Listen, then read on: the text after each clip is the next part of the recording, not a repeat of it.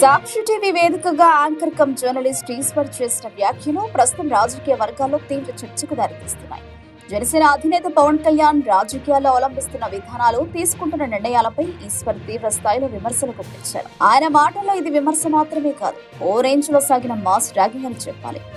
రాయలసీమ ఎత్తిపోతల పథకం అంశంలో తెలంగాణ సీఎం రేవంత్ రెడ్డి బహిరంగంగా మాట్లాడినా ఏపీ సీఎం చంద్రబాబు నుంచి స్పందన లేదని ఈశ్వర్ ప్రశ్నించారు.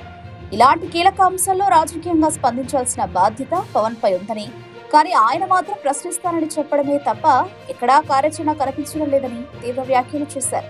ఈశ్వర్ వ్యాఖ్యల ప్రకారం పవన్ కళ్యాణ్ జనసేన నేతగా కాకుండా తెలుగుదేశం పార్టీ కోసం పనిచేస్తున్న నాయకుడిలా కనిపిస్తున్నారని ఎద్దేవా చేశారు. తెలుగుదేశం కార్యకర్త కన్నా ఎక్కువ కష్టపడుతున్న పవన్ కి స్వంత రాజకీయ అజెండా ఎక్కడా అనే ప్రశ్నను సంధించారు. అంతేకాదు, సబ్జెక్ట్ లేదు, సనాతని దేశం నినాదం తప్ప పనితనం లేదు, పగటి వేషం తప్ప, సేవాభావం లేదు, తెలుగుదేశం సేవ తప్ప అంటూ పవన్ రాజకీయ పాత్రను ఈశ్వర్ ఘాటుగా విశ్లేషించారు. ఈ వ్యాఖ్యలు జనసేన శ్రేణుల్లో ఆగ్రహాన్ని రేపుతున్నా, మరోవైపు రాజకీయ విశ్లేషకులు మాత్రం ఇలాంటి ప్రశ్నలే ప్రజాస్వామ్యంలో అవసరమని అభిప్రాయపడుతున్నారు. మొత్తానికి సాక్షి టీవీ వేదికగా జరిగిన ఎపిసోడ్ పవన్ కళ్యాణ్ రాజకీయ ప్రయాణంపై మరోసారి స్పాట్ లైట్ వేసింది. విమర్శలకు పవన్ ఎలా స్పందిస్తారు, తన రాజకీయ స్వతంత్రతను ఎలా నిరూపిస్తారు అన్నది ఇప్పుడు రాజకీయ వర్గాల్లో హాట్ టాపిక్ గా మారింది.